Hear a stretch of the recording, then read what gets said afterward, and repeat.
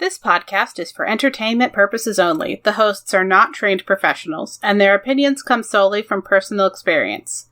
In this episode, we discuss fictional depictions of trauma and violence that may not be suitable for all audiences. Please take care of yourselves. Specific content warnings for each episode can be found in the show notes. Events in the media are discussed in approximate order of escalation. This episode contains spoilers.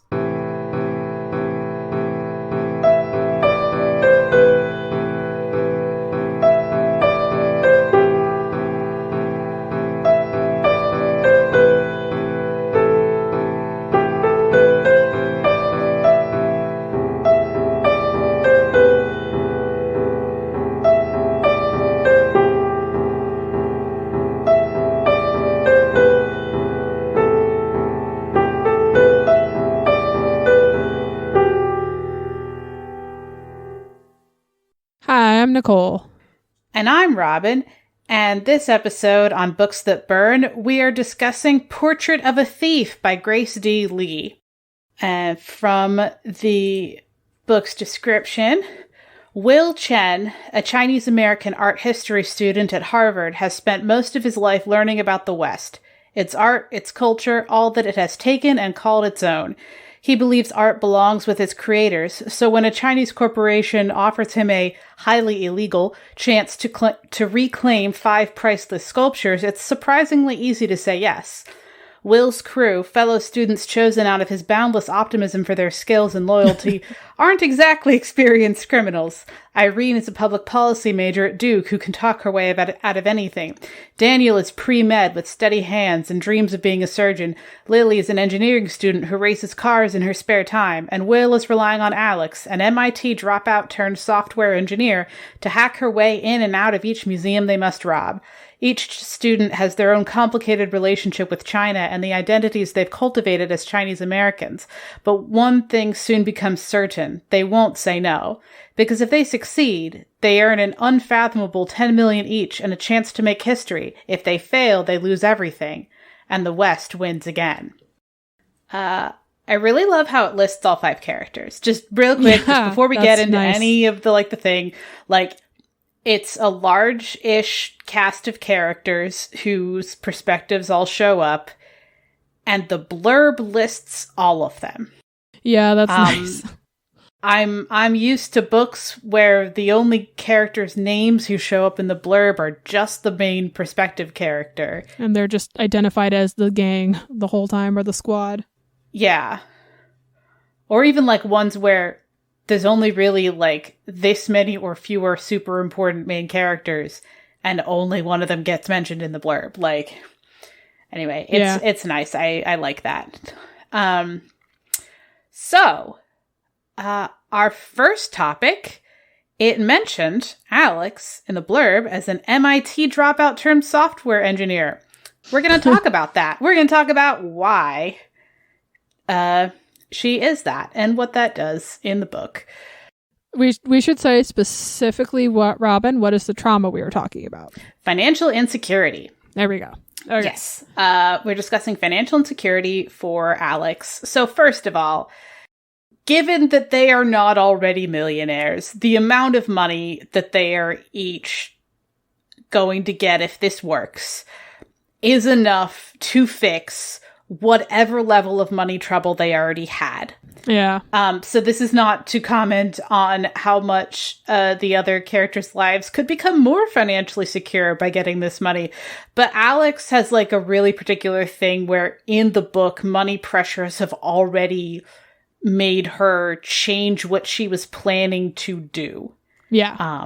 Alex is one of the few characters in our main cast who already had dreams and goals with a practical 1, 2, 3 step on getting there, and had started on that goal and knew what she wanted and then couldn't do it.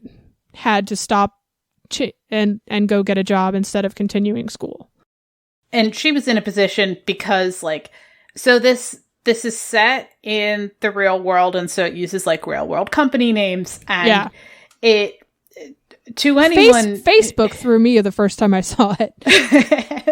Yeah, I know. We've been in like fantasy and sci-fi for like I don't a read long time. real world stuff. Yeah, like fiction outside of this podcast. Yeah, at this point, the only like real world stuff I read is either yes, but there's also fantasy, or thrillers. So we might have some thrillers that are in the real world show up here again, because that's one where like I do like those, as you can see from this. The closest to like real world stories that I have ever intentionally owned are the Cat Who books and Heidi. Yeah. That's it. Yep. But yeah, so this gives us an opportunity to talk about financial insecurity, because the end of my thought was it like actually mentions Google, and like a thing that software companies like, and including Google, do like as a practice is recruit people like Alex in her major before they get their degrees, when they have like the skills. And so they give them the opportunity to earn more money than they've ever thought they could earn, but less money than they would command if they finished their degree. Yeah, it's a weird predatory practice, because it's technically a boost, but like not. Like if you just wait 2 more years, but what if they don't hire you in 2 more years? And what if you never get an offer this good again? Anyway, there's a whole bunch of stuff. So in case you didn't know that is a thing, that's a thing. And that's what happened to Alex here, is that her family, I believe it was that their rent went up. Yes, rent went up. And it went up enough that she could no longer, like, she had to drop out of school. Yeah, they could no longer support themselves, I think. And so she had to then become part of the financial burden. Yeah. Or become part of the cycle taking care of it. And the other thought that I was having is that I wanted to talk about this now, because when we cover fantasy, someone tends to be either so poor that we're talking very small amounts of money, and it's fantasy money anyway, so it doesn't like feel like a real world dollar amount, right? Or they are so rich that money doesn't matter, and we don't really deal with rich enough that they can do their everyday stuff, but poor enough that, like in the real world, if the rent money it goes up, that's bad and bad things happen. Like, we usually don't run into that. Like, yeah, there are books that I love that have that are fantasy, but here we are, and with money problems.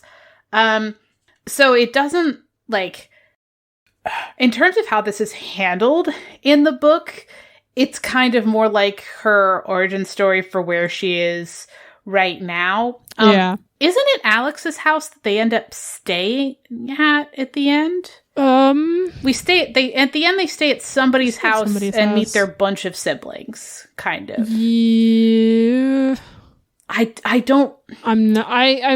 That sounds right. Yeah, I mean, it has to be Alex. Yeah. Because we have two main characters who are brother and sister, and then we have a main female character who I think is an only child. And then, so it literally has to be Alex. It's the only one left. Yeah, you're right. No, it would have to be. Because Lily's in Texas, and that's not exactly. That's right, Lily is an only child in Texas, I believe. Yes. Okay, yeah. So I thought that was kind of cool that at the end of the book, we get to meet, like, we don't really meet the characters, but like they are because we don't get introduced to her siblings or anything. Right. The book is not about them, but like that the whole team stays in the place whose rent Alex is helping pay with like that job and everything. Like, narratively, I think that's pretty neat, because it helps keep it from being that like we're told about this money trouble and then it never shows up again. Like, I don't know, it helps make it be kind of more of a real place. Yeah, it makes it a little more tangible. Yeah. Just like going to Daniel's house. Yes. And meeting his absolutely. dad rather than his dad just being a voice on the phone. Helps. Anyway, we'll talk about that a little bit later.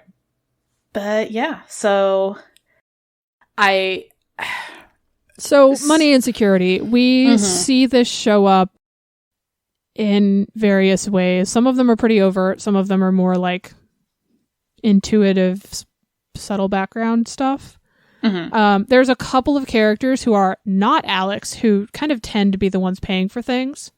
Even if they're just, and this is interesting to me, even when they are given money to perform the heist and get what they need for them by their benefactors, it's still not our poorer characters who are handling that cash.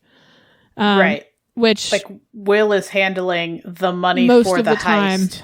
Yeah. Will handles the money most of the time, and we see a couple other characters who like clearly go do something that requires money.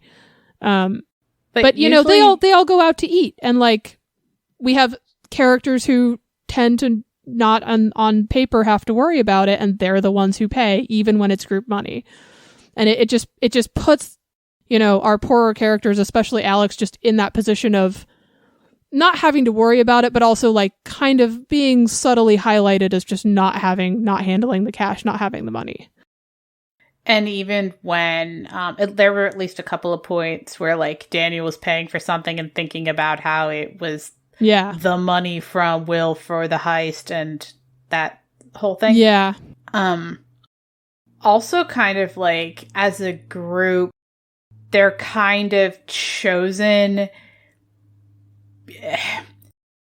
They're chosen because of the way in which, due to their age and social position, as people just starting out in whatever kind of career that they're going to have, or about to start in whatever kind of career, because they're all either still in college or have decided not to do college or dropped out. Because I don't think Lily's in college, but I also is Lily in college? Lily's the roommate. Lily's in college because she's in college with Irene. Yeah. She's in the dorm.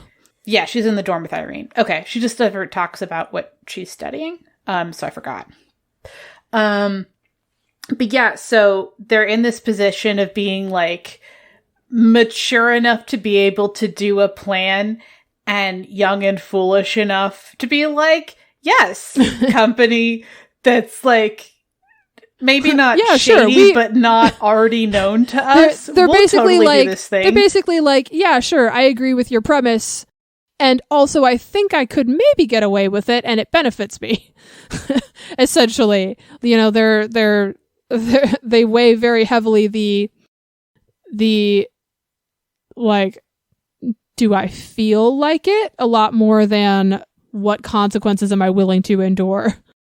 And then going back to Alex, one of like the big things that highlights how much her dropping out of school and taking that job was because of the financial pressure is that end of book spoiler alert. After the heist is carried off in a way that lets them get the money they were promised.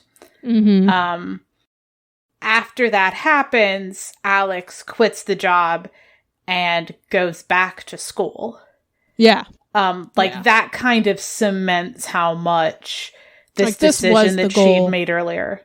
Yeah, like this is what she'd wanted. Like she didn't actually change her mind. She was forced into it. Yeah. But also it doesn't like feel like a book about money troubles. Like that's not because nobody is scrounging pennies for their lunch. Right. Like cuz even when we meet Alex, like she has gotten past that specific financial insecurity by getting a job that will cover the things. Right. Even though she wanted to be doing this other thing. And so I'm glad that it circled back, because otherwise it'd be like, oh yeah, no, that was in the past and it was just the setup for whatever. But instead, like, it actually matters to her character arc that she made these decisions and been in this position. And also, like, again, 10 million is enough money by like an order of magnitude that they don't really have to worry again after this about money. Which I think is, I love that for them. It's great. Those are my thoughts about Alex. I mean, that's most of what I had also. I guess the only thing I want to add is that we have, I mean, this is also good, just like good IT habits in general, good computer habits in general, but like Alex backs everything up, which is a good computer habit, but also like less good when the FBI might come after you. Exactly. It is a good computer habit, not as necessarily, depending on circumstances, not as much of a good thief habit. But it is a very poor habit. Yes. Even when the potential is getting caught because you're the only one holding evidence anymore and everywhere else has been deleted, she still held it, because when you don't have the resources to replace things, you get into a habit and mindset of never letting them go. Okay, we need to stay in this segment longer, because that is a really, really good point. It is the one thing that stands out to me, because we don't see like a ton of that in this book, but the one moment where it would have been a problem for her to keep the thing, she was like, no, I did not get rid of that, absolutely. And to me, that resonates as being very indicative of that mindset. I'm not saying it's like hard evidence for it, but no. You know, when you're in the habit of like not getting rid of clothing until it literally is falling apart, then, you know, and working off of the same laptop because you're going for software, like you're just in the habit of not letting those things go, even if you can replace them, you know, at a certain point, like you just don't want to. Yeah. And, I mean, literally we have this moment where it's like, okay, quick, scourge all the evidence, because we literally have the police onto us, or have the FBI onto us, and Alex keeps a backup of the only copy anyway. Yeah. Yeah, that's a really good point. Yeah, that she's holding on to it. Yeah. And also that Lily totally calls her on it and is like, oh, I know you have it. I mean, yeah, I know you'd keep it. It's treated as you're too much of a tech person to have gotten rid of it. Right. Like, that's the way the conversation is. It's you're too definitely poor or something.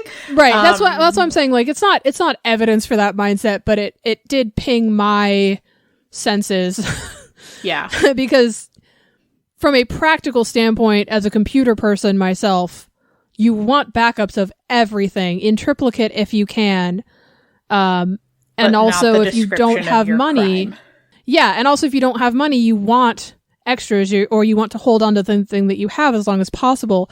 But if you have destroyed all evidence other than the thing that you kept on purpose, like you have framed yourself at this point if they ever find it.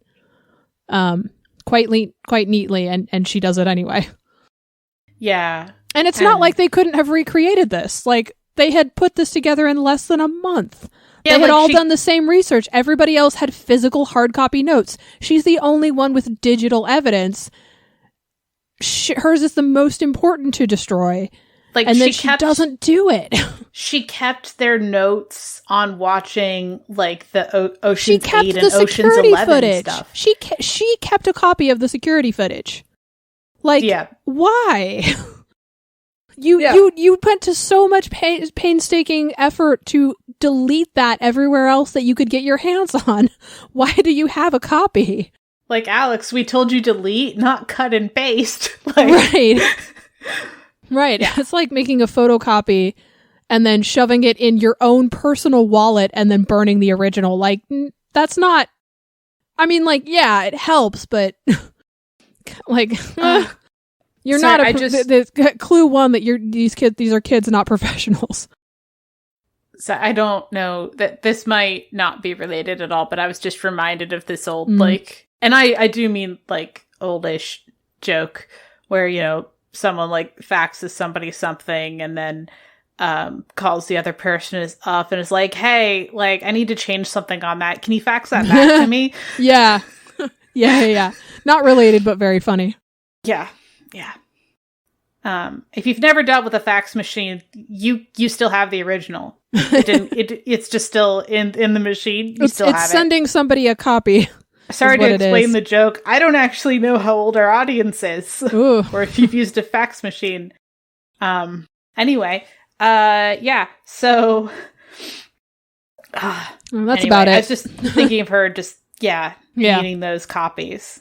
Because if you get rid of the last one, you do not know when you will have another one. Right. If ever. Right. No, absolutely.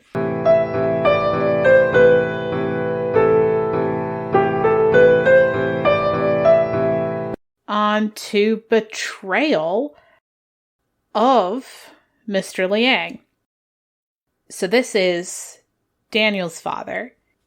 And the fact that we mentioned the FBI a little bit in our previous session. Mm-hmm. And Daniel's father is employed by the FBI. Like, I'm not sure. I think he's like in the FBI as the art expert. I don't remember whether it's that. He is specifically an expert on Chinese art. Right. I just don't remember whether he's specifically an expert on Chinese art that the FBI frequently consults, or whether he literally works for the FBI. I'm not sure. I did not catch it. Yeah. I think he may be in the FBI because he's investigating. He's not being consulted on a case. That's true. Okay. Yeah. So anyway, so he's with the FBI and he is an expert on Chinese art, specifically Chinese art theft. Mm-hmm. Chinese art whenever it intersects with a crime. Yeah. And his son steals some Chinese art in order to give it back to China. So the way the betrayal is handled in here is pretty interesting. Because it's framed from... Okay, so I'm gonna it's from Daniel's perspective. It's from Daniel's perspective, but also it's not framed as betrayal. It is framed as, oh no, isn't it sad that my dad and I can't have a relationship because I don't know how to help reach out and meet him halfway, and then I've been caught by him and it's his job and I've hurt him now. Yeah, like that's it's very. It's framed as though the struggle is mostly their past relationship and also grief over Daniel's mom's death. Yeah. But really what is happening is, we have this parent who is trying so hard to connect to their kid, doesn't really know where to go to do that, and just does what they can, and then finds out that, their kid is the thing that they have spent their career trying to get rid of. Yeah, and also there's this like really just beautiful moment in the text where Mr. Liang's like, hey, okay, Daniel, so did you think I wouldn't recognize your voice? Like, this is you've been caught on tape. My job. Why would you think that I, of all people, wouldn't know that it's you talking? Did you think I wouldn't recognize your best friend who has eaten many meals at our house? Right. You couldn't even pick another person in your group to be the front. Like, what are you doing? You knew it was me. I'm the only one doing this that would go after this particular case. It's like, I am the one they would call. Like, I'm a big enough deal that, like, the police in Stockholm, which last I checked is not FBI jurisdiction, like, they're the ones who called me, and I am going to be helping. Yeah, I think he works with the FBI, because if whatever group in Stockholm is calling him, I don't think he's FBI only. Anyway. Or it's now just an international thing, and America's just being in the way. Yeah. Because this is the second one. I don't know. Yeah. Anyway, big enough an expert that Stockholm called him when their thing got stolen. Yeah, so he's like, hey, did you not think that I would know your voice or Will's voice? Like, what? Like, that's one of those things where it's like, Will is spending all this time going over possibilities, and they knew it was going to be Daniel's dad eventually. Like, they talk about it before they do anything, and yet no precaution was made to disguise the only two people in the group. Oh my God! All, like, Irene probably would have been a bad coming one. After them would know. Oh my God, you're right. They could have sent Alex in to case it. Yeah, they could have sent the person who was going on their own casing joints without the approval of the group, and it would have been better. Mm-hmm. They could have sent literally any other member of the party to... Probably not Irene, because that's Will's sister, and No, Irene is who I was talking about. Irene is not a person who would have been going over to Daniel's house. That's a good point. Like, they literally could have just let their, like, wanna-be grifter go in and do the thing she was trying to do anyway, and it would have been better. Yeah. Because then it wouldn't have been his son and the son's best friend. Yeah. Because, like, the best friend's sister. Like, I don't know. But the best friend's sister doesn't go over if they don't even live in the same area. Like, that's not a thing. Or way less likely to be a thing. It is not described that way in the book. Right. Be right. But yeah, just... Because she specifically doesn't know Daniel at the start of this. Like, she knows who he is, but she doesn't really know anything about them, and that's, like, a whole point when they meet up. So, all I'm saying is that, like, pick anybody other than the only two people that are going to be immediately recognized by voice, not by sight. Yeah. There's a thing towards the end about how, like, he's been interested in her for years, and she's, like, already turned him down. But that has nothing... Right. That doesn't mean that... No, absolutely. That doesn't mean that she's at his house often enough for his dad to know about it. No, completely. Yes. So just with that betrayal, I think the moment, as I, like, mentioned, where he's like, hey, didn't you think I'd recognize your voice? That feels like, did you think I am incompetent and or stupid? Or did you want me to catch you and be hurt by this? Right. Like, it's one of those. Like, either you thought about it and didn't care, or you didn't even think about it. Right. And we explicitly know they thought about it. So, hey, Daniel. And then he asks him, like, not to do it again. And then, spoiler, they kind of do it again. And not only...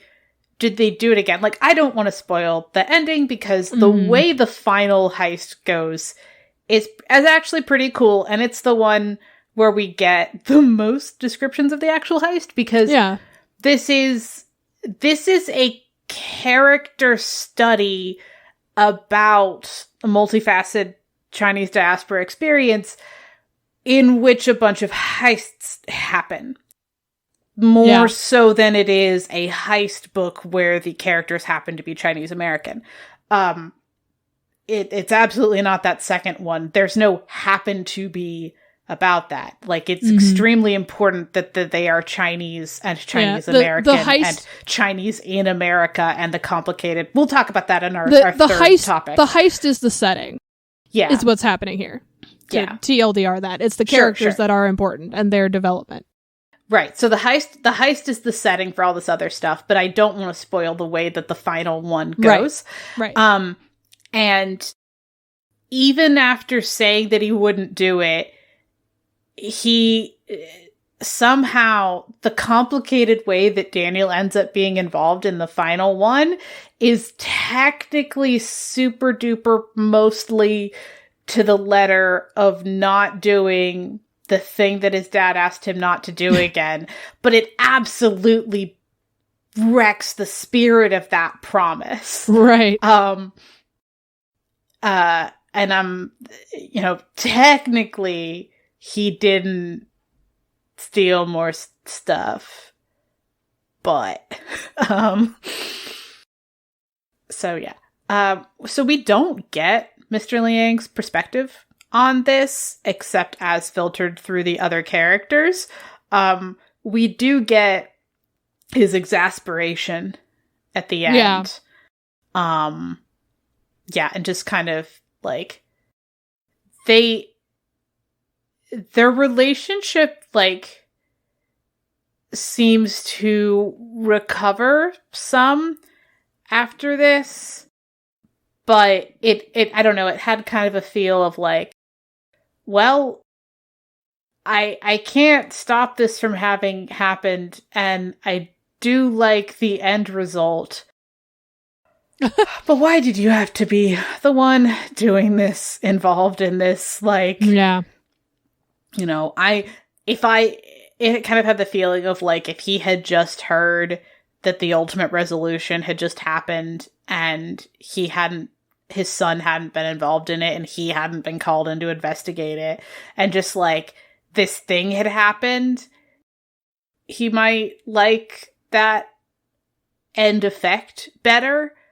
And like, yeah, I don't know. This was a weird one for their relationship. TLDR, Daniel, talk to your father instead of committing theft.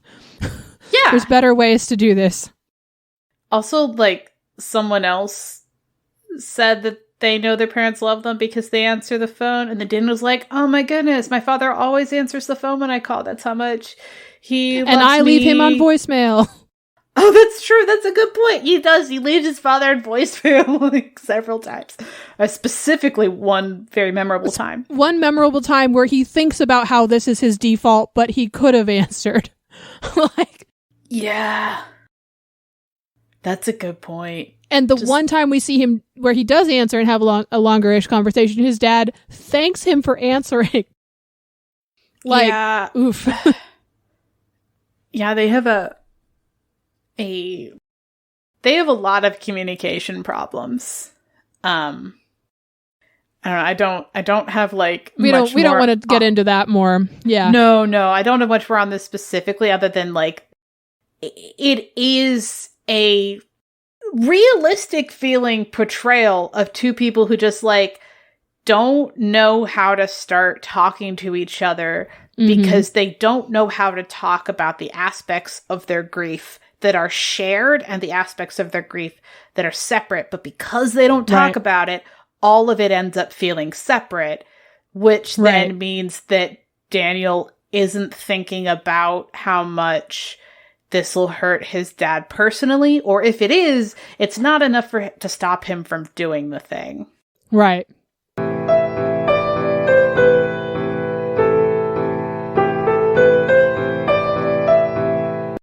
On to our third topic, the diaspora experience. Specifically, this is about being part of the Chinese diaspora in the United States. Yeah. Some of the characters are first generation, so they grew up in America after their parents had come from China, and then Daniel and his father came to the U.S. when Daniel was like 10. I thought first generation was the immigrant. Am I incorrect about that designation? No, because there's the immigrant and then there's their kids. I'm gonna Google that real quick. Yeah, make sure. Yeah, I was right. First generation are born in another country and then move. Ha. Oh, okay. Nope. Thank you for getting that. Okay, so first generation is the person who arrives. Because we are third generation. Right. Specifically. Right. Okay. I hadn't ever looked that up for me. Yeah.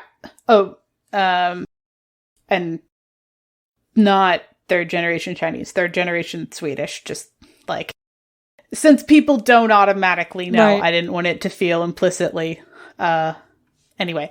Yeah. So, yep, third generation Swedish for us. But these characters are a mix of first and second generation. So Daniel then is first generation, and he grew up in China and continues to go back, I think every summer. I think it sounded like around once a year. Like they go back at least once a year. Yeah, at least once a year. And then there's people like Lily, who is either second or third generation. I think she's second. And her parents she's second generation because her parents just don't talk about it. And she, anyway, so like they kind of go the spectrum from was born in the US, parents were from China, and maybe wants more of a connection, but hasn't already been given the elements to make it feel like a thing she can claim, all the way to Daniel, who gave up his Chinese passport pretty recently. And applied and gained U.S. citizenship, like... Yeah. Like within the last year or two. Yeah. But still thinks of himself as Chinese, as a Chinese person who lives in America. And there's like this little bit where he thinks, oh yeah, that's right. I guess I am American because I did this, like I said the thing and did the stuff. Right. But that's not his personal identity. It's just a legal thing for him. Yeah. And it's more complicated than if he had never left China. Right. But he ends up kind of specifically, purposefully functioning in the group, like especially for Lily, as this person who is saying like, it's okay. You are Chinese enough for China for whatever amount you want that. You have the right to like care about this place and this culture and want to visit and want to learn things and want to learn the language. Like you have the right to partake. Yeah. And they have a couple of conversations about that, especially early in the book. Like it comes up more than once with those two characters just talking about this and him basically giving her permission to care about her culture or her parents' culture, depending on how she feels about it at the time. Right. Whether she wants to think of it as hers. And also, like, she has relatives in China that she's never gotten to meet. And she doesn't know their names. Like, she didn't get to see her grandparents. He explicitly, in the first conversation, I think it is, gives her permission to go meet her relatives. Like, she doesn't feel like she's allowed to. Yeah. And there's, like, several characters who express sentiments about, not American enough for America and not Chinese enough for China. Yeah. I think we have two who talk about that. Yeah, I know it was more than one. I think Lily's one of them. And I think it's Alex, maybe? No. Is it Alex? Alex. It's not Will. It's not Will. It's okay. Do we have to break this down? So we actually probably should, just for audience reasons. So Will and sister Irene. whose name Irene. Thank you. I'm forgetting how they feel about this. Daniel, born in China, moved to America. Will and Irene had been to China several times. They had visited. Yeah, okay. Right. So they are more connected. Lily feels not connected, but like she should be connected. And I think Alex is the one who is kind of like, I just don't fit in anywhere. Because that's why Alex leaves Texas. That's like her whole, I think, oh no, am I in the wrong character? Hold on. Lily leaves Texas. Okay, so then Lily is the one who feels like she just doesn't fit in anywhere. Because that's why she leaves Texas, because Texas is also not home. That was like a thing. Or like it's, yeah. Or it's, I don't remember how Alex feels about it then. Because I remember the character who moves is the character who feels like nowhere is home because she's not American enough or Chinese enough, and even living in America, it's like she just is stuck in limbo and doesn't know what to do about it. Yeah. So I don't remember how Alex feels about... Oh, no, I do. Alex has the restaurant that her family runs and feels connected when she is home, I think. Yeah, so she's very connected to, like, it depends the on Chinatown part of the diaspora. Yes. So, like, not China specifically when they go there, but, like, the community where she grows up. Yeah. Right. Her Chinese community in America. Right. And the family restaurant where they like make and serve Chinese food. Can I just note, she's the only one who mentions that category specifically. Everybody else is kind of torn between like stereotypical America stuff and China. And Alex is the only one who's like, no, the community here specifically that is this blend of like, she's the only one who I think even like mentions it, talks about it being a thing like in the country at all. Yeah, but also when you have like a random-ish grab of 5 different kinds of characters, sure. Nobody is torn and finds community is what I'm pointing out. We have people who are torn and feel like Lily feels more comfortable at the end of the book reaching out to her literal alive relatives in China and the culture that exists that she can partake in by the end of the book. And Daniel, I think, feels more comfortable in America by the end of the book, if I'm reading his character right, because he feels like he's, you know, giving up something, and then there's a point where he goes, no, like you mentioned already, like he goes, no, I am an American. I am also Chinese. I am an American, and that's okay, and I'm allowed to do that. You know? Yeah, so we have characters going everywhere, but Alex is the only one who is comfortable and stays that way, and her comfort is not the 2 places that not the 2 specific contact places that the other characters talk about. Does that make sense? If I remember correctly, Daniel's experience was more that like he has a claim on America as much as he does on China. Not that he's American only. No, I want to make that explicit. Yeah. That's why I didn't say American only.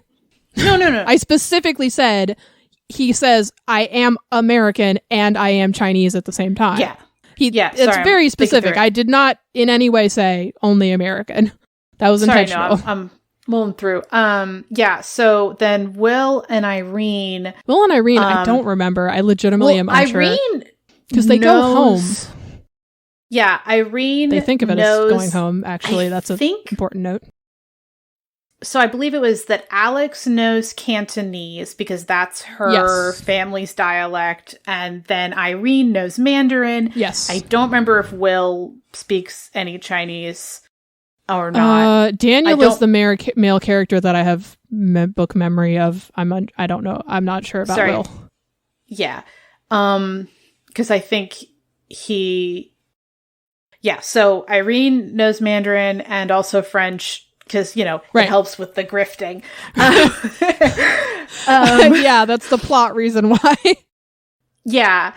So they have all these different, like, things where I would say that given that Irene knows Mandarin and French, that at least implies that Will had similar access, whether or not he decided to take advantage of it to learn Mandarin, whether from school or from being in China. But like he and Irene, like their family has gone back to China, which I think also is probably part of like, that's like a thing they've done with Daniel, I believe was the like a past thing. I don't remember. I know that they went. I don't remember how much of it was like a group. Yeah. But anyway, so we run from Chinese now living in America and now also American and Daniel. And then I believe second generation for Will and Irene, still very connected to China as a place and as a culture that is theirs and that they can access while also being American.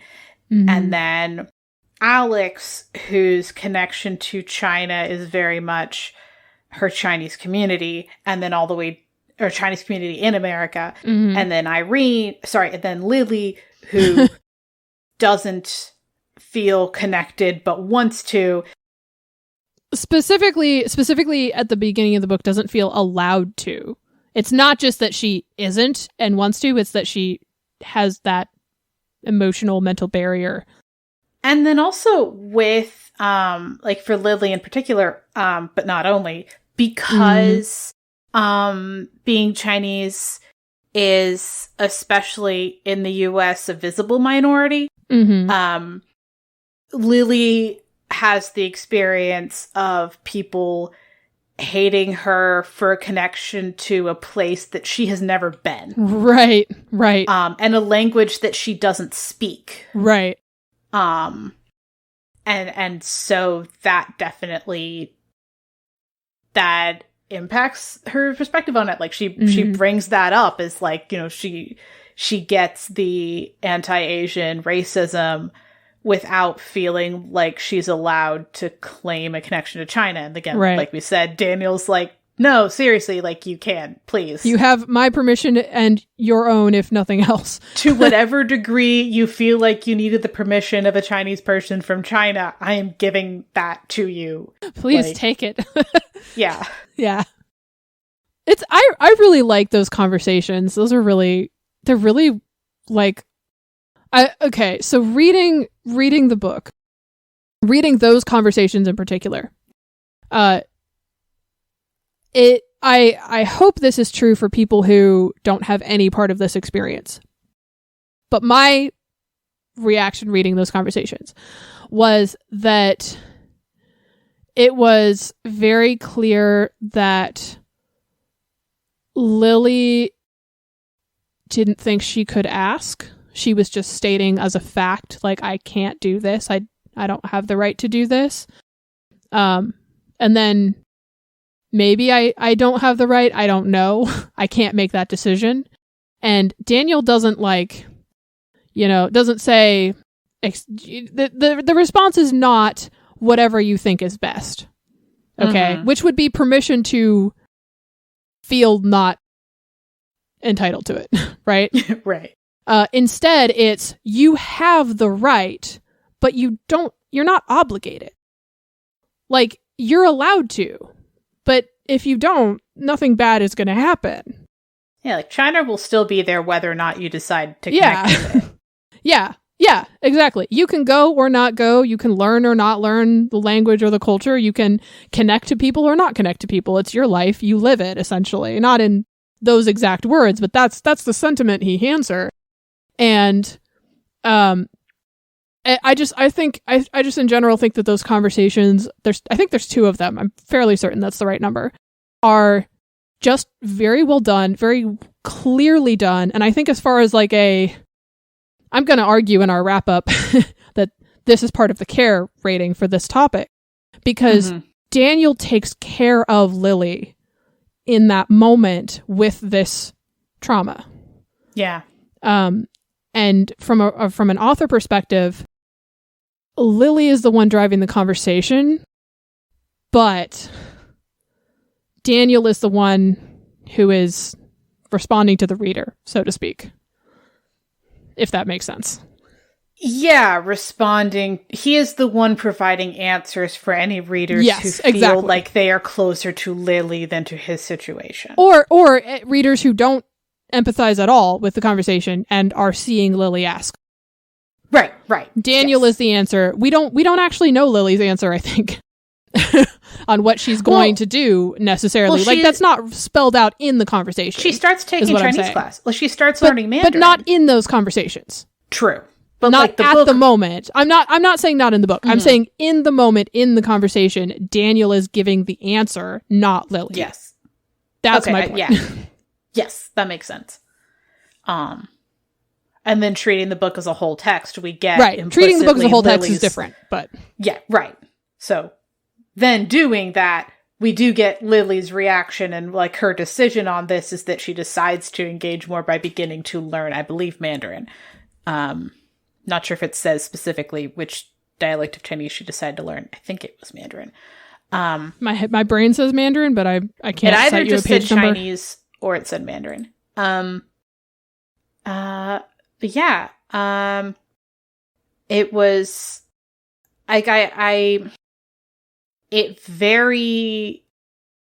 very good at having these kind of this representative spectrum of different kinds of first and second generation diaspora experience.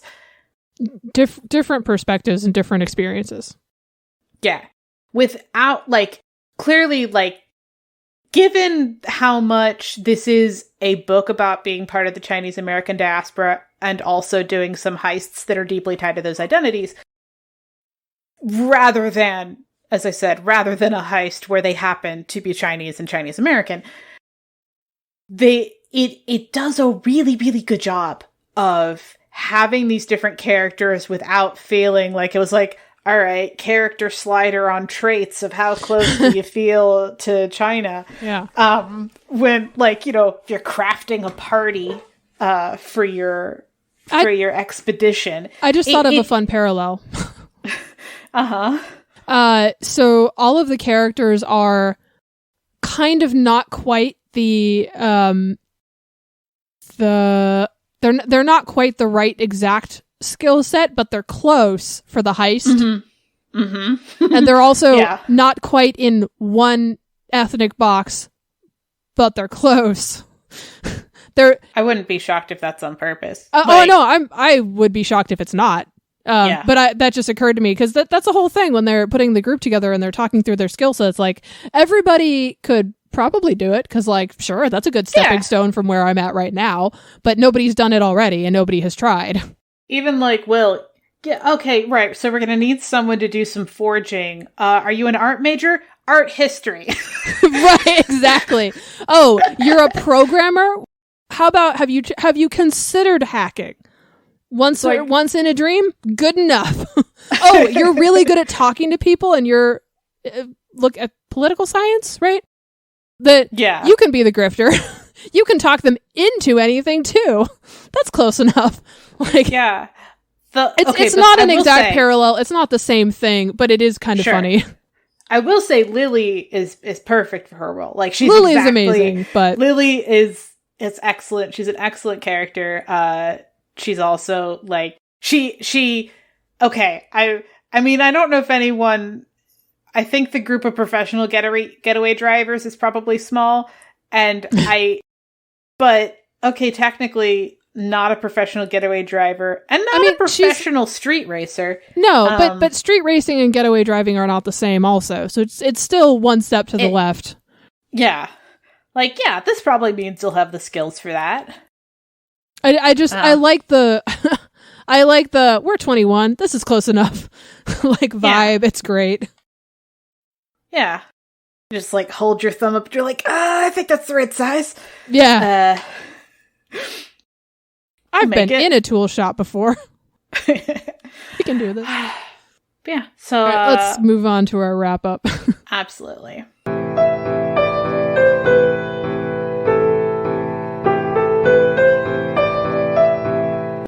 Man, that movie was excellent. It really was. Totally blew my expectations away. I know, right? Now I really want to tell everyone about it. But I'm not sure how. Yeah. If only there was a podcast dedicated to reviewing films and discussing the latest news and trailers on upcoming films. That would be nice. Yes, for sure. And we can call it The Cineguy Show. What? No. It will be called Real Movie Critic Unleashed. No. How about Cineguy featuring Real Movie Critic? How about the Real Movie Critic and his sidekick, the Cineguy? CG and RMC. RMC and CG. The Real Movie Critic versus the Cineguy. Only at CertainPOV.com or wherever you get your podcasts. You're going down, critic. Bring it on, guy. On to the wrap-up and ratings for Portrait of a Thief by Grace D. Lee. Hello to anyone who jumped straight here, and hello also to anyone who listened to the rest of the topics. For our gratuity rating. Hello, everyone! Yeah, that's right. The set that includes both of those other sets. also including the sets of people who only skipped some of the topics. This is our Venn diagram of listeners. Exactly. All right. And first topic: gratuity rating. Financial insecurity. Yes. So this is okay. Backstory, and then it like circles back, and oh no, it has some mild at the end, I think. Yeah, it's mentioned backstory but mild. Mentioned but not dwelled upon. We get into the nuances of that in the main section for it, because that's what it's for. The betrayal. It's very it's on screen. The character who's experiencing is not our POV. I think moderate. Yeah. It's not severe. Honestly, I could even make an argument for mild. Okay. Because this is it's not even written as betrayal. Which is a thing we talked about before, but like it is written as a different trauma that's bleeding over. No, well, I mean, not even. It's written as like something else is causing the pain, and it just so happens that there's this catalyst of a thing. But like, that's not what's happening. That's just like how our main our POV character is processing it, perceiving it. Right. If that makes sense. So like, I would argue mild because it is covered up almost narratively by something else that is more severe. Yeah. So it is mild by comparison and portrayal. Yep. I'm good with mild. Okay. Diaspora experience. This is either moderate or severe. Yeah. I would argue this depends on the character, so let's just slap severe on it as a coverall. Yeah. You could even make a case for mild in the case of one particular character. Two particular characters. Yeah. Yes. So, severe for the group. Right. Is it integral, interchangeable, or irrelevant? So this is whether if we plucked this thing from the book, does it change our how much narrative? Does it change it? Yep. Financial does it work? But only if we shove something else in real quick in the space. So financial insecurity. This is. I almost feel like this is maybe irrelevant because it's. I mean, none of our characters are well off. None of our characters are counting pennies for their next meal. You don't need a lot of explanation to say why they might want $10 million. Right. And the character that we specifically talked about with financial insecurity has a job, pays for their own stuff. Like the cause of the insecurity and really like effects of it are backstory. And they didn't have to talk about that backstory. Yeah. Not plot-wise, anyway. They didn't talk about any of the other characters' relationship with money, right, other than exactly. Sure would be nice to have 10 million. So that definitely confirms that it is irrelevant because it was for the other 4 people. Right, and it doesn't affect actions on screen, so it is not plot driven. Only extremely minor ones like moving. Yeah. I honestly think this is maybe irrelevant. Yeah, no. I wrote abandonment. Whoops, I meant betrayal. Yeah, why? I don't... maybe I think I had suggested abandonment way at the beginning of our discussion before recording, and I just that bled over in my head. So, betrayal. I honestly think this is maybe irrelevant too, because our POV character doesn't even realize it's happening. And also the reactions of the character who experiences it, like, kind of would have happened anyway. Without that being, like, a particular thing. Does the book still... Yes. Because... the books still happen if they're not related. They just know each other. That has nothing to do with the trauma, Robin. Yeah, no, I'm trying to figure out... The book still happens if they're not related, because they can still know each other. And also taking out betrayal has nothing to do with whether or not they're related. Sorry, I think perhaps while talking around it, I'm not sure which parts you think are excised and which parts stay if we remove betrayal. Does only. the character feel betrayed by the other character's actions, yes or no? Oh, okay. All because right, we don't even have anything more than that. That's all we have.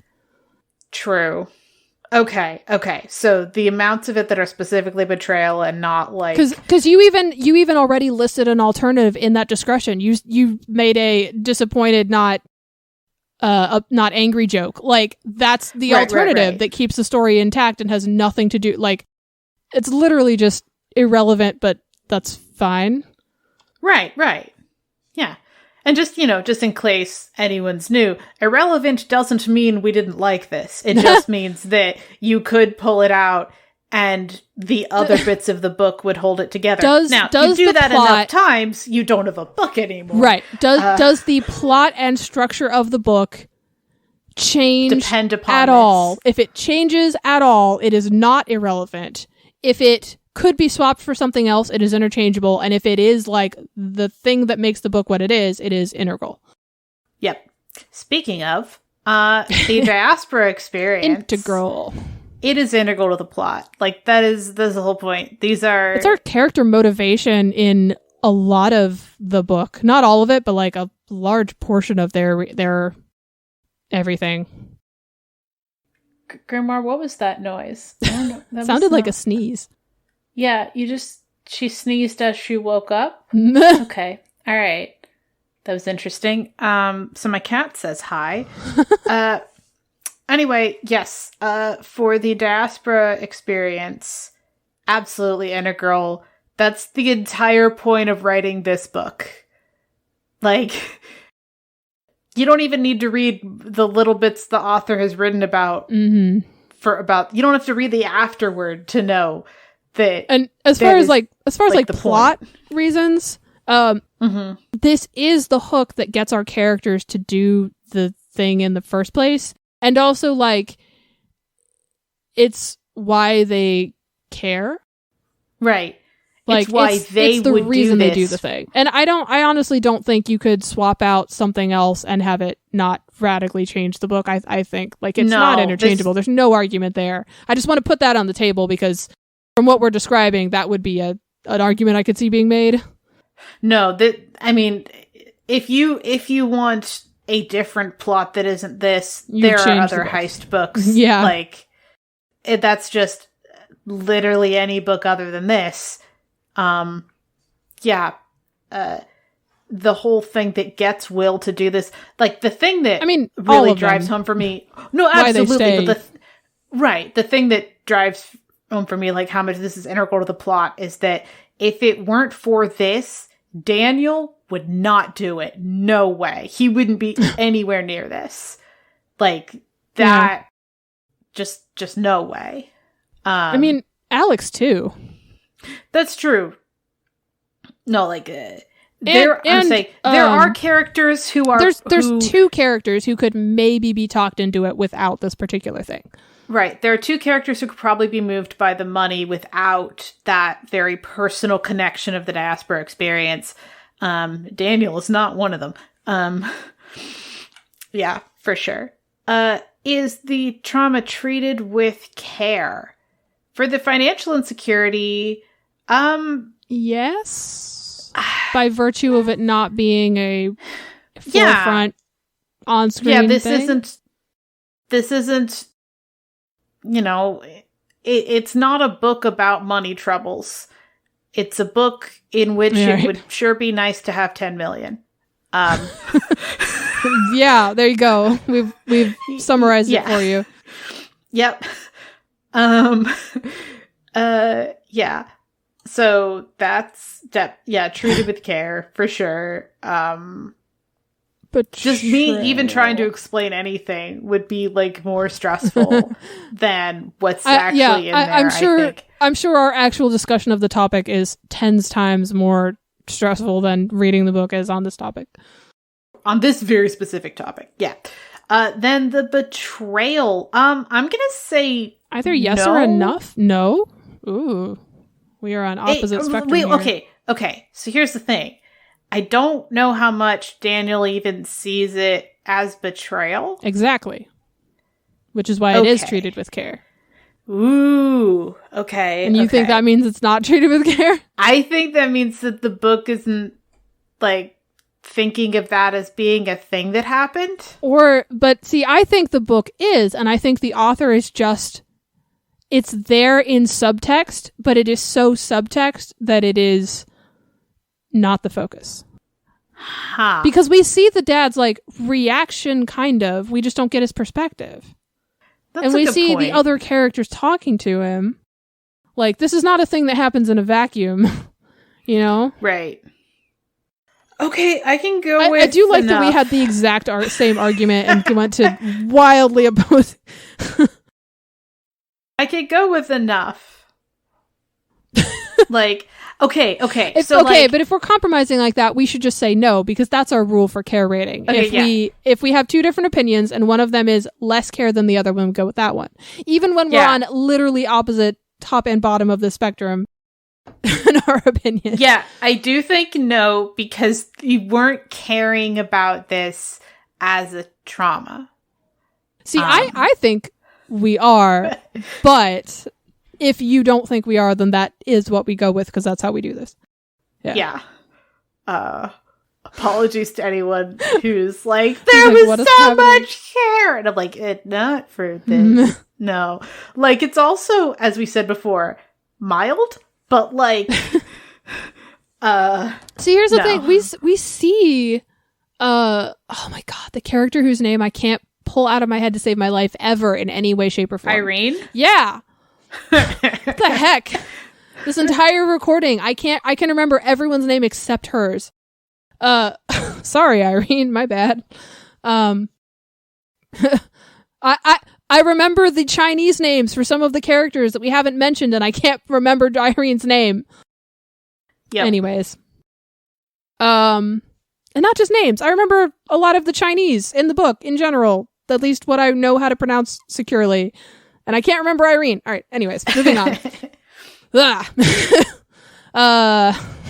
Working in two languages here. Why is your name so... All right, anyways.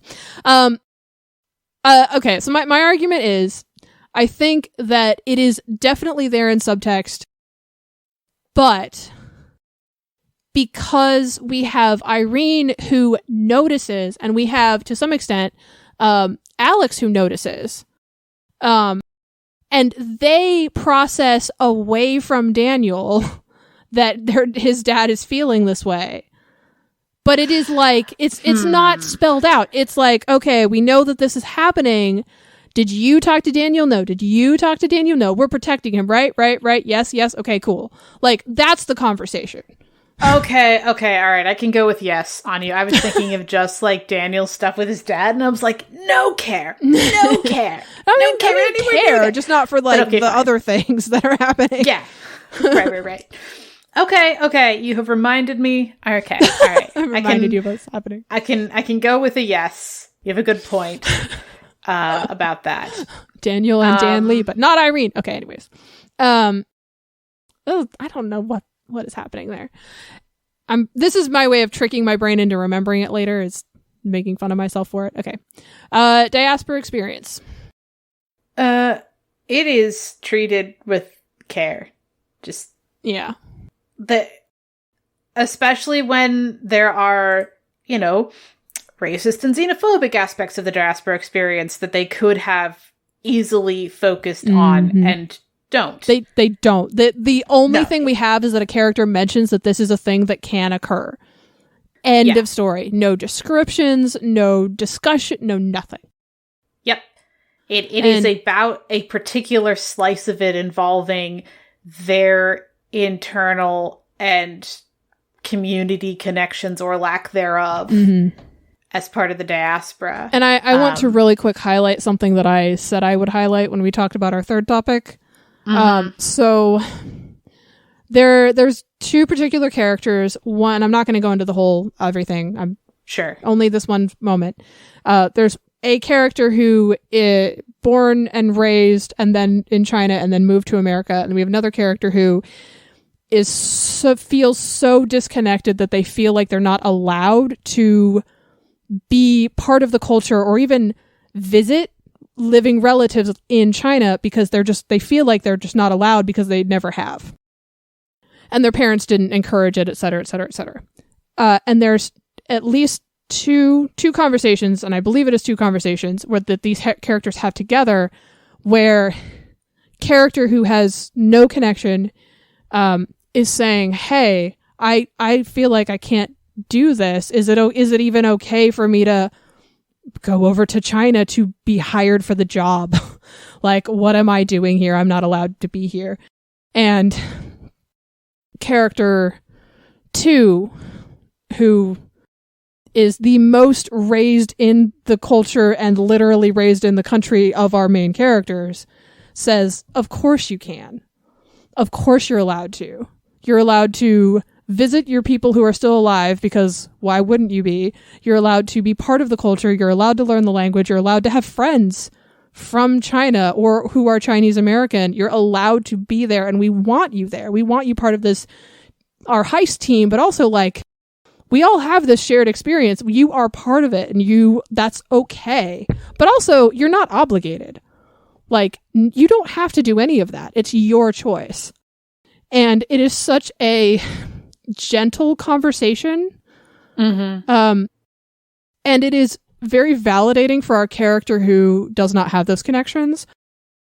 But we don't, in those moments, see our character pick a side, which I think is important. I think in the moment, in the conversation, we as a reader are not given the judgment. This is what you should XYZ. This is what I, character, should XYZ. We don't get that. They figure it out for themselves later.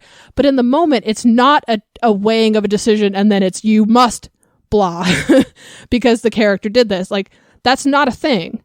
It is clearly, distinctly separated out. And it's just handled so well. And I really love those two conversations in this book. All right, so that is handled yes with care. This is the first book in a while where we've had all yeses for care. That's very rare, actually, for our podcast. Yeah. Moral directionality. I think... Can we TLDR this real quick? Okay, if the moral directionality is fighting colonialism and imperialism with art theft based, yeah. Okay, but that's not all that it is. It's also theft in general. It's also stealing. Well, that's the same thing. It's also lying. It's also like. I would say it's Tangled then, because especially with Daniel's dad as a counterpoint for why someone with a very similar experience might feel very, very differently about this. Absolutely. It's also like, should Daniel be the only one not to do it because it would compromise his father? Like, that's also another question.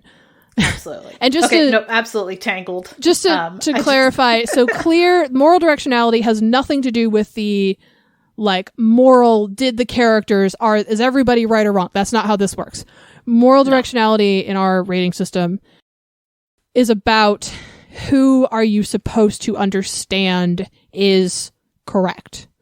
Mm-hmm. Even if you look at the character and the judgment of the book is resoundingly this character is doing the wrong thing, that is a clear moral directionality. So Tangled. Clear is about everybody. We look at the book and we know where everybody lines up on the did you do the right thing chart. Tangled is when it's not that clear, but you kind of have an idea. And like generally speaking, either the directionality lines up for most characters, or some people are right and then but you're not sure. Like it's that hazy middle ground. Tangled is when everybody is right or everybody is wrong, even when they are opposite to each other. well, so Tangled I would phrase more as there's more than one person who makes an excellent argument for them being right in the book, and the book doesn't tell you who's right. That's a way Tangled can manifest. That's Tangled can be interpreted a lot of ways, and so can Muddy. That's the interpretation of Tangled that I think is most relevant to this book. That's fair. So it goes clear, Muddy. Wait, hold on. Clear, tangled, muddy? Yeah.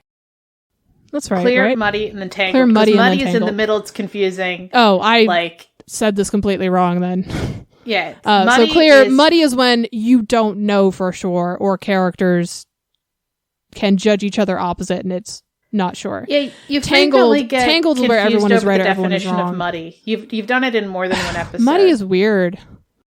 Muddy is weird. Clear. It's one overarching thing, and whether or not the characters match the moral arc of the book's universe, We know what we, the where they audience, are supposed to think. Tangled is that there's an excellent argument made for more than one character to be in the right on some facet of the book. Yeah. And it could be that they're not Okay, right about Robin? everything. Yeah. Previously, you anyway. put muddy in the middle, and now you just put it at the bottom. I don't know What what, are we you're doing? thinking of as the bottom. I just read... Are you not reading them in order? Listing I was them in going to order? say, clear's this, tangled's this, muddy is the other stuff. The mucky in the middle, something in between those two. So muddy is in the middle.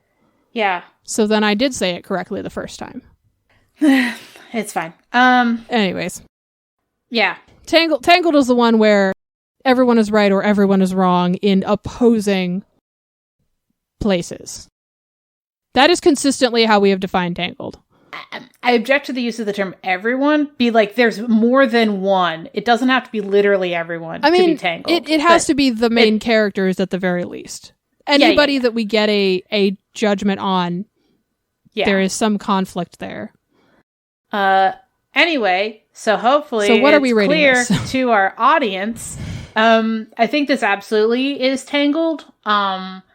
From especially when like diaspora experience is one of our topics. Yeah. Like that this isn't. Well, but that does not necessarily mean it's Tangled, Robin. No, I said especially, not because like. Yeah, I don't think that's the major contributor. Anyway, I just this is even about stuff like related to the heist. Like you made the point that like we have Daniel's dad's perspective as kind of a counterpoint to all the people who decided to do a heist, or several.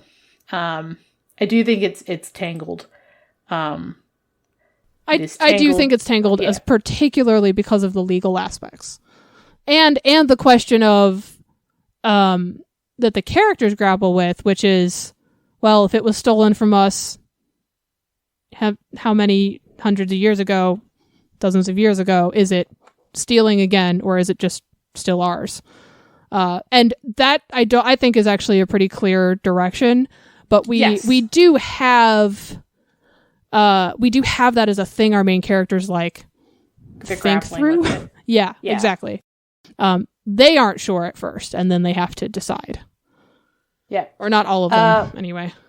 Point of view for the trauma and aftermath. Financial insecurity. We only get Alex. Yeah, we only get Alex. Betrayal. I think this... So, okay, here's the thing. For the POV of the trauma, because he was there, I think it is Daniel. But for the aftermath, where we are seeing the character that is happening to, it is Alex and... God damn it, it didn't work. Alex and... Irene. Irene, not Eleanor. Oh my god. No, there's no Eleanor in this shit. book. Yeah. My goodness. Yeah.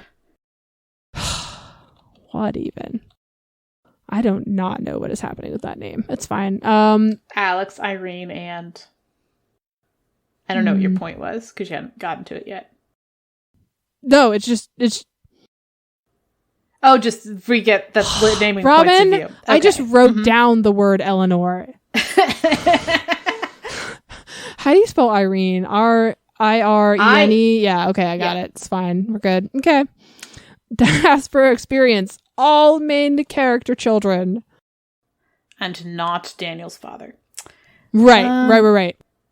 Yep. All right. My time to shine. It is time for the trope spotter. We have getaway driver. Because, gonna do a heist. Need a getaway driver. There's like a cool bonus other getaway driver implicitly, which is fun. But yeah, no, it's a Getaway Driver full book. Yeah. The Getaway Driver trope is where you have someone whose job is to get them away. There's a boat, there's a car. It's good stuff. This is not an action-heavy book, but that's like the most action-y bits. Yeah. Hello, Grimoire, with your delicate, high-pitched meow that I don't know if the mic will pick up. Yes, it did. Excellent. And Discord didn't cut it for me. Cool. All right. What was your favorite non-traumatic thing about the book? I'm going to list two. The heist on heist team, which is always good in every permutation I've ever seen it in. Shout out to Leverage. And the conversation I have aforementioned about the permission to engage. I just want to say, without getting into a lot of things about myself, that conversation is both sides of it I have had with myself about my own identities that I could claim. I have literally had that conversation with myself and talked to other people where I was the character asking for permission. Yeah. And like checking to make sure that I'm not out of line. So I like how it was handled, and it feels very personal, and it's very good, and I enjoy it. And also heist on heist. My favorite non-traumatic thing about the book. I really like Lily's just like plan to get a better car. Oh my god. Lily's amazing. It's the kind of thing where I'm like, oh, okay.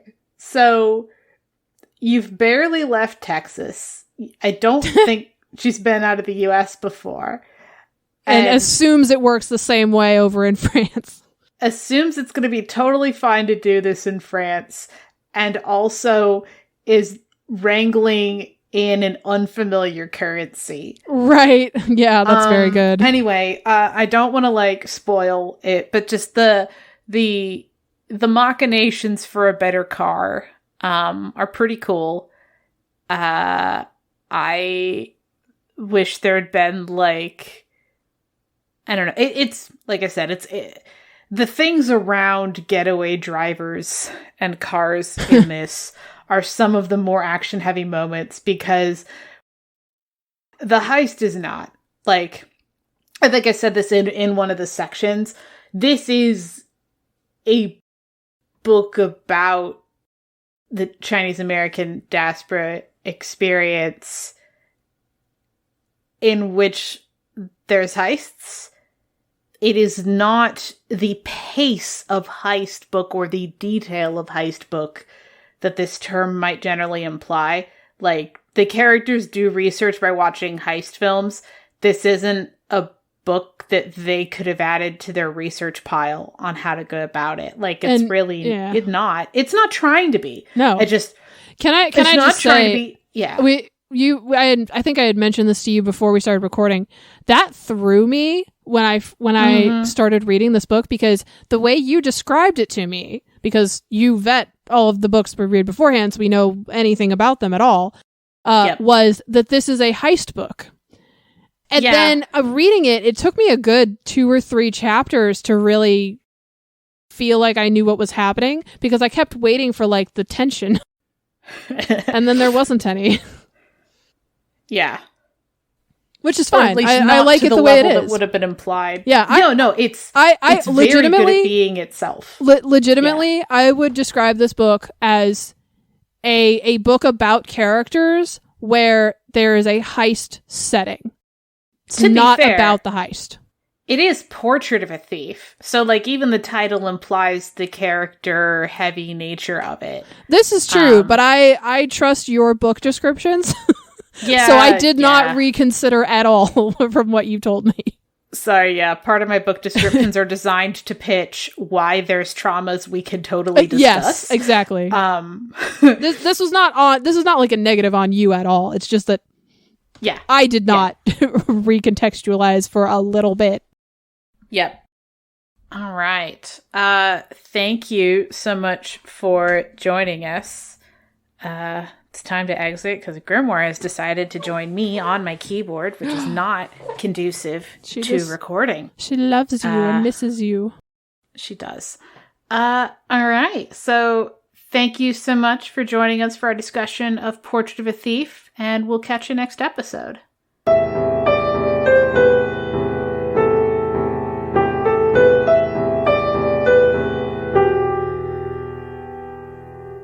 All music used in this podcast was created by Nicole as Heartbeat Art Co. and is used with permission. Our transcriptionist is Heather. Follow her on Twitter at MamaDragon20. We're proud members of the Certain Point of View Network. Find all the CPOV shows at www.certainpov.com. You can contact us on Twitter at BooksThatBurn or by email at booksthatburn@yahoo.com. Please consider leaving us a tip at ko-fi.com/booksthatburn or becoming a monthly supporter on patreon.com/booksthatburn.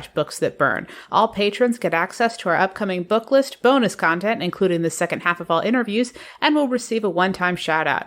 To get updates on our written reviews, recent episodes, and newly completed transcripts, subscribe to our fortnightly newsletter at buttondown.email/booksthatburn. You can find us on Apple Podcasts, Pandora, Spotify, or wherever you get your podcasts. Please leave us a review wherever you're listening. This helps people to find the show.